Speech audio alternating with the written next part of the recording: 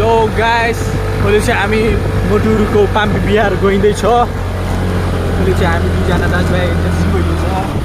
यो पछि आउँदैछन्, देखाइ चाहिँ परै छैनन्, आउँदैछन् केटाहरू पनि। यो सानो डाँडा बाटो पनि खतराका छ। यस्तो झाडु साडुमा चाहिँ व्यवस्था नहिँडेका अन्त झाडु साडु बोकेर हिँडेको छ। बाटा चाहिँ स्मुखोका बाटा त अब के भन्नु छ र। केटाहरू नै आउँदैछन् रन्किने।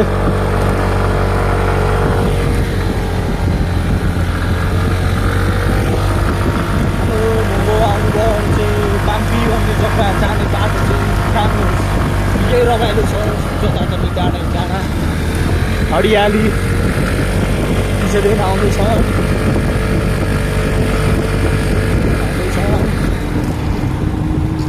अघि चाहिँ यहाँ मेरा दाइ मोटु दाइ उनका बाबा जानुहुन्छ।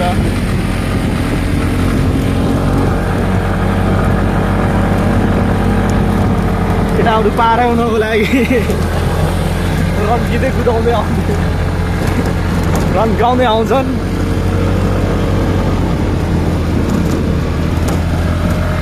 बाटा चाहिँ निकै साना छन् हौ। यहाँ यतापट्टि चाहिँ निकै होस्रे कुदाउनुपर्छ।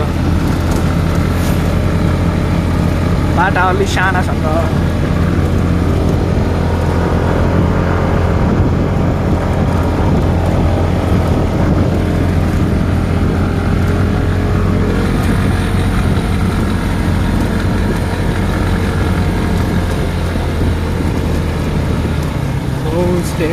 यहाँ चाहिँ हामी आइपुगेको छ। यो जग्गालाई चाहिँ के भन्दछ भने यहाँ चाहिँ ढुङ्गा सुङ्गा फोड्छन्। पक्किँदैन हेर्नुहोस्, कत्रो बुढो गाडी आएको छ।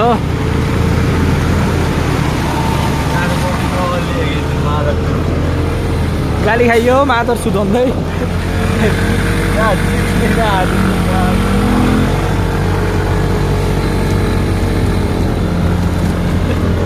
बाटा चाहिँ यत्रुका छन्, गाडी चाहिँ यत्रा भ्याङ्ला न भ्याङ्ला आउँछन्। दुःखै छ। हेर्नुहोस् तलपट्टिको बाटो तलपट्टिको बाटो हामी आँखा भोलि चाहिँ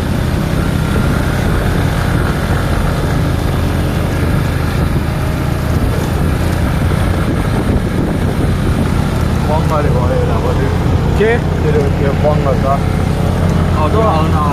हामी चाहिँ आइपुग्न आएको भन्दाखेरि त्यहाँ पुगेपछि फेरि बताउँला होइन। ल त गाइस बिहार कस्तो खालको छ भन्दै तपाईँलाई हेर्न मन लाग्छ भने चाहिँ हाम्रो च्यानललाई लाइक सेयर सब्सक्राइब गरिदिनुहोस्। ल त्यति भन्न चाहन्छु। ल थ्याङ्क यू।